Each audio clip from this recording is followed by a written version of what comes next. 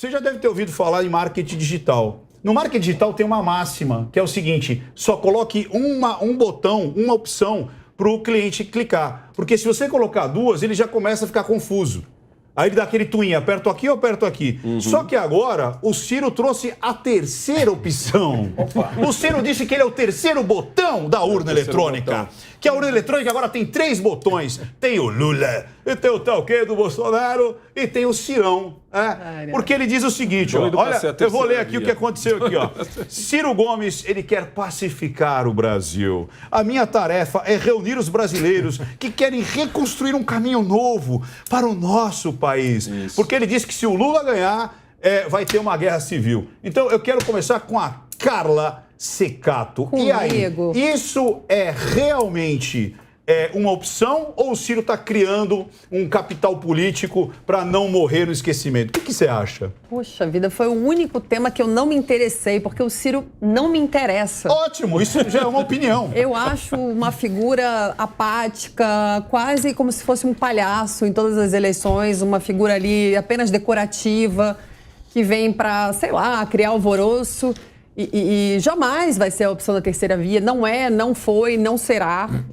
Só se acontecer um milagre. Ele fala que quer pacificar, mas é uma pessoa que em público sempre demonstra muita agressividade. Verdade. Xinga as pessoas, grita, não tem respeito algum, bate. Enfim, é uma pessoa na qual eu não perco meu tempo discutindo, estudando e comentando. Olha que interessante. Olha como é que está a cabeça do eleitor brasileiro. Datafolha diz, presta atenção que é interessante isso, ó, 29% dos eleitores de Bolsonaro são de esquerda.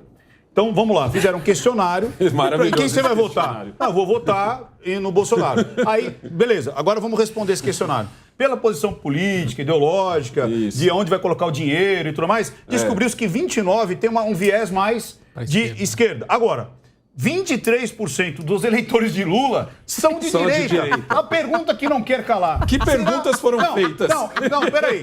A pergunta que não quer calar. Será que o brasileiro, de fato, ele se identifica com direita e esquerda ou ele se identifica justamente com ações de direita e ações de esquerda, independente dos personagens que estão lá?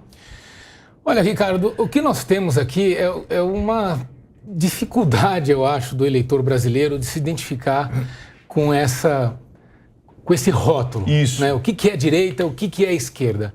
Esses limites, né, do que identificam historicamente a direita e a esquerda, eles estão hoje muito esmaecidos, essa que é a verdade.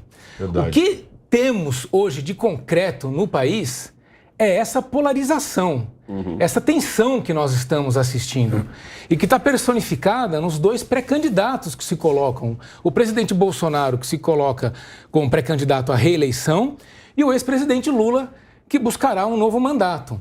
Então, quer dizer, quando o Ciro diz que o Brasil vai amanhecer em guerra se Lula for eleito, ele, na verdade, não se coloca como uma novidade. O que ele faz é reforçar essa polarização. Porque o Ciro não é novidade, ele está na política desde 1990, desde 1900 e bolinha. Não é? E ele não traz um argumento novo para o debate político.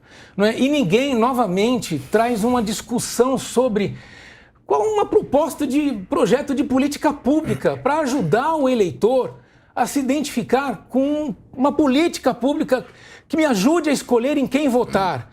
Então, a cabeça do eleitor fica difícil escolher entre direita ou esquerda, porque esses limites, né, não existem mais. Né? A gente é que se esforça para tentar dizer para o eleitor com que campo, né, ideológico há alguma identificação. Mas a verdade é que se nós formos olhar os 8 anos do próprio governo presidente Lula, ele não fez um governo de esquerda, ele fez um governo de centro. Não é? E se nós olharmos os 3 anos e meio do governo do presidente Bolsonaro, ele não faz um governo de direita ou de extrema direita, ele faz um governo de centro, porque ele tem que fazer um governo voltado para a realidade do país. Perfeito. Com os instrumentos que ele tem. Então isso talvez explique essa zona cinzenta, né, com os de esquerda que se identificam com o presidente Bolsonaro e os de direita que se identificam com o ex-presidente Lula. É por aí que eu vejo. É uma coisa que a gente não consegue apagar, é a corrupção. Né? Então, independente das ações, eu acho que trazer essa pauta e descobrir quem que é realmente aquela pessoa que meteu a mão no nosso dinheiro, que é muito importante. Agora, olha que interessante, Capês. De novo, né? As pessoas... eu vi no jornal até aqui da casa dizendo o seguinte, a campanha não começou... Antigamente as campanhas, olha que interessante como isso está culminando nisso que nós trouxemos nessa provocação. As pessoas diziam assim, olha, minha pauta, olha, eu vou resolver o Brasil fazendo isso, não, eu vou resolver... Nós já percebemos que não existe fórmula mágica, existe trabalho honesto. Simples assim. Você não tem uma pauta de direita, uma pauta de esquerda, você tem trabalho honesto. Se você seguir o trabalho honesto, o trabalho do centro, como disse o Guilherme, você vai resolver. A minha pergunta para você, Capês, eu quero que você traga a sua opinião para esse tema e, ao mesmo tempo, você consiga colocar aí... existia um partido ou um personagem de direita no Brasil nas eleições antes do Bolsonaro? Um candidato que se identificava com a direita era o Paulo Maluf, por exemplo, nos anos 80. Era um candidato tido como um candidato de direita. Mário Covas, um candidato mais à esquerda. O PSDB Lula à esquerda. é de direita? O PSDB foi se tornando um partido mais à direita a partir do governo Fernando Henrique Cardoso, quando ele constatou que pela economia, você querer ter um Estado supridor de todas as necessidades levaria o país a uma quebra. E a estabilidade econômica pressupunha um Estado menor, um Estado saindo, um Estado que não precisasse ser proprietário de empresas. Então esse é o primeiro ponto, é a minha opinião. Ou seja, o PSDB... ele acabou guinando para a direita, muito mais por uma questão pragmática de constatação de que uma visão de esquerda vai quebrar o país por uma pura razão de que não há recursos suficientes num Estado que queira abranger todas as áreas e suprir todas as necessidades. Então foi a realidade. Essa é uma questão, é a realidade econômica, não uma questão ideológica. Agora eu quero responder em 3 pontos rápidos a sua questão. Primeiro, vamos lá. Não vai haver guerra nenhuma no dia seguinte. Concordo. Seja eleito Bolsonaro, seja eleito Lula, seja eleito alguém da terceira via. Não haverá golpe, nunca houve qualquer chance de golpe. Eu estou afirmando isso para vocês com absoluta certeza. É impossível. Golpe, guerra. O país com toda essa insegurança e essa instabilidade política não corre nenhum risco de uma tomada à força, porque as condições que existem hoje são completamente diferentes dos anos 60, em plena Guerra Fria, com as instituições muito mais fracas. Ponto 1. Então, não vai haver guerra.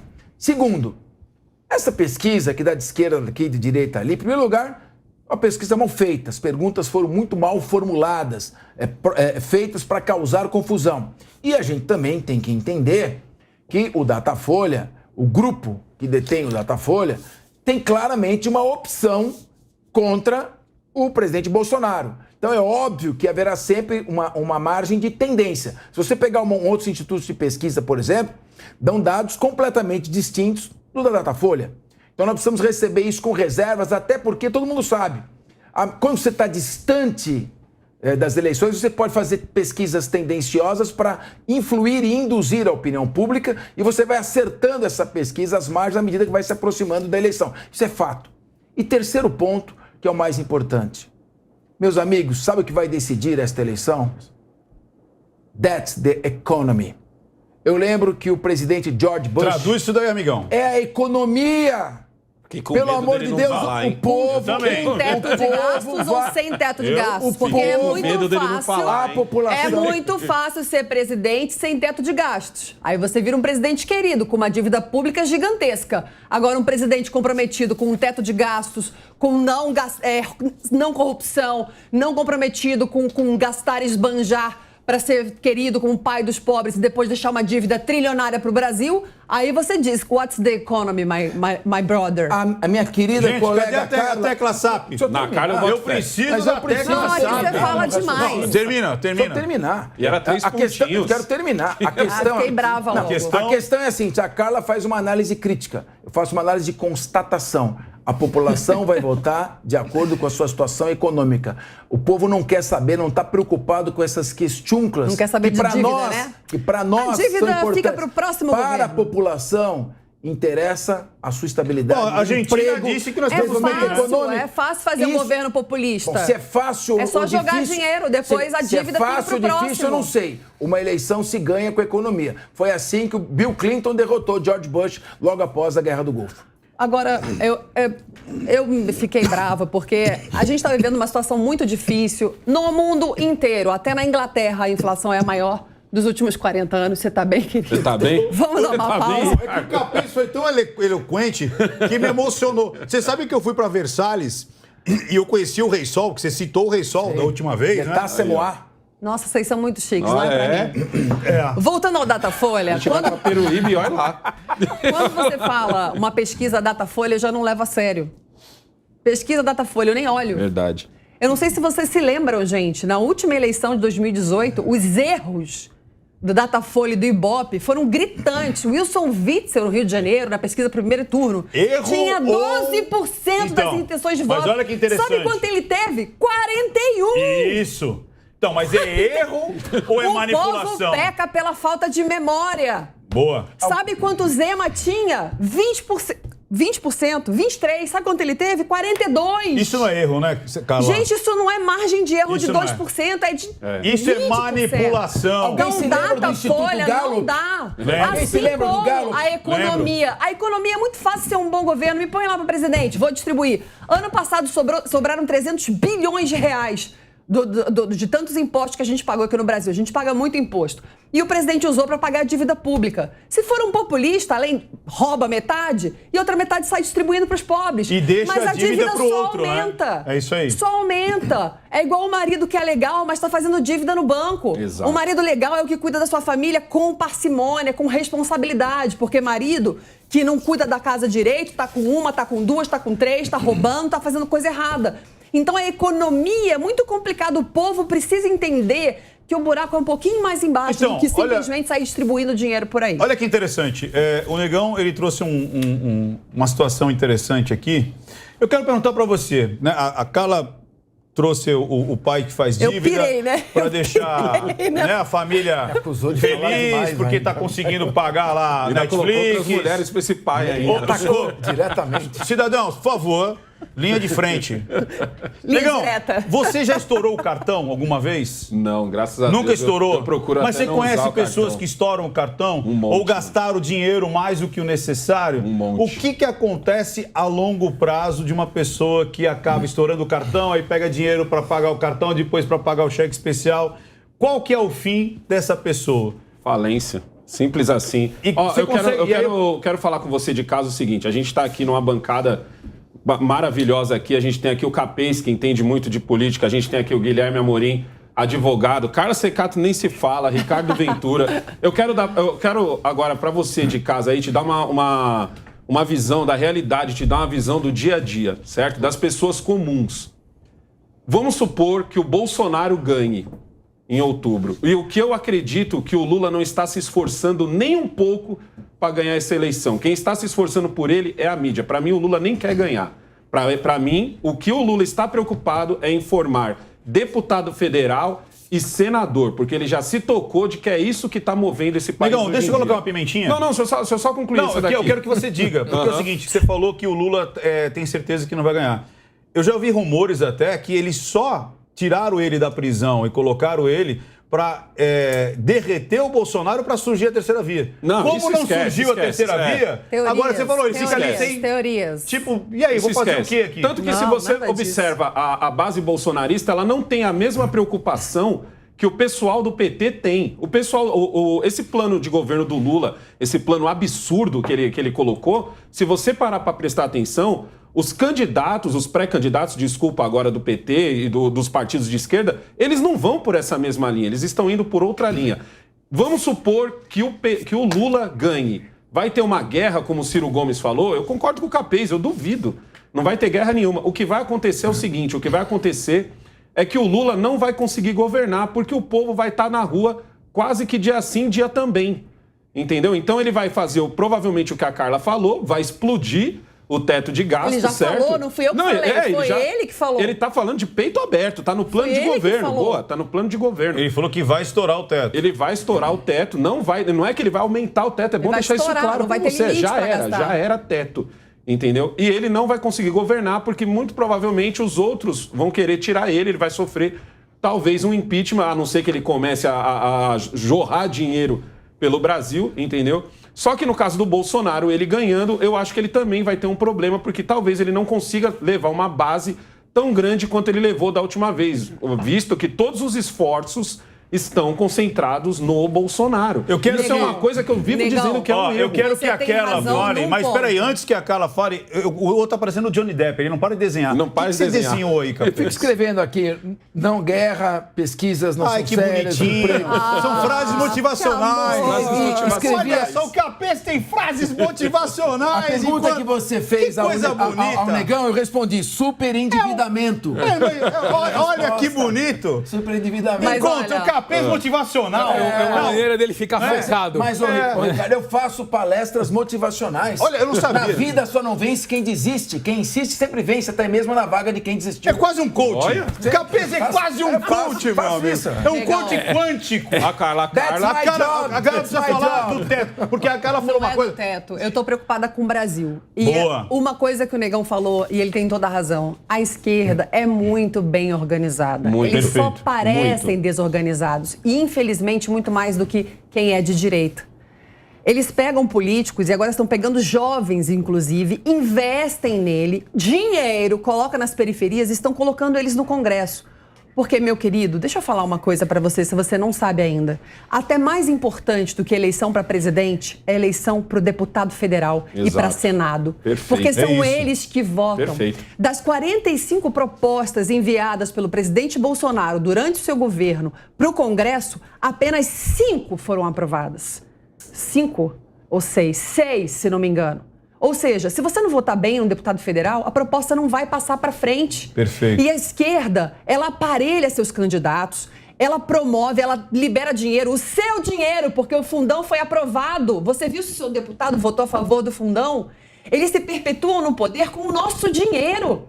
É uma vergonha o que acontece no Brasil. Então, direita, acorda, para de brigar na internet e vai se organizar. Um excelente fazer verbo. cursos E aí- para isso, jovens isso. em faculdades e universidades para entrarem na política, conversar sobre política em suas Em casa. casas, sem brigar, sem trocar fogo na internet, isso não leva a nada. A gente sem precisa doutrinar se aqui no organizar. MBL. Mas, Carla, o que sem que é- E doutrinar. trazer para o debate público. E eu não gosto de dizer, porque tem coisas da esquerda, projetos sociais que eu gosto, e tem projetos da direita que eu me identifico muito mais. Então eu sempre digo que eu sou um pouco centro-direita. Porque, enfim, eu vivi em escola pública, eu sei as dificuldades da vida. Mas como não há debate público, a população precisa ser instruída. Como, pra cara? saber- Como é que a direita pode se Aqui, organizar? Aqui, que esse vídeo viralize. Boa. Que existe um projeto de lei no Congresso que ninguém vota, que é para colocar educação E fazer política pressão, nas né? escolas. E a esquerda vota contra. A esquerda não quer que a população tenha educação política. Já existe esse projeto lá. Tem projeto de prisão em segunda instância, está parado. Vários Ou seja, projetos para o Brasil ir para frente. E não vai porque os deputados federais e senadores não põem para frente. Então, mais importante do que Lula ou Bolsonaro é quem você bota no Congresso para deputado federal e no Senado como senador. Ó, um excelente exemplo. eu ó, tô com dó da caneca aqui. Da caneca. Não, ela esmurrou essa caneca de uma tal maneira que eu tava vendo a hora que ia quebrar a Um caneca. exemplo do que a Carla acabou de falar. é isso, mas vamos falar uma dominar realidade os assim. Não, espaços. tem que investir. Ninguém ganha eleição sem dinheiro. Mas e outra? Ponto. Como você Ninguém disse, Carla, consegue ganhar eles- sem eles dinheiro. dominam os Tem que espaços, eles preparar dominam as os- crianças, os jovens. Isso, mas como é que eu posso pagar fazer? a campanha política e levar a política para as escolas públicas, privadas Carla, do Brasil. o que eu posso Ninguém sabe o que é fazer? política e o que eles fazem lá. Não foi à toa que Brasília foi colocada no meio do mapa. país pra ficar Ninguém afastado. chega lá. É. Queria ver se fosse em São Paulo, no Rio de Janeiro, o Congresso. Ia ter quebra-pau todo dia, ia ter cobrança das pautas. Precisava voltar para as capitais. Projeto de JK. Todo mundo sabe quem ele é. Quem fez o projeto piloto de Brasília, que é Niemeyer, que era um comunista declarado. Ou seja, o problema do Brasil é gravíssimo.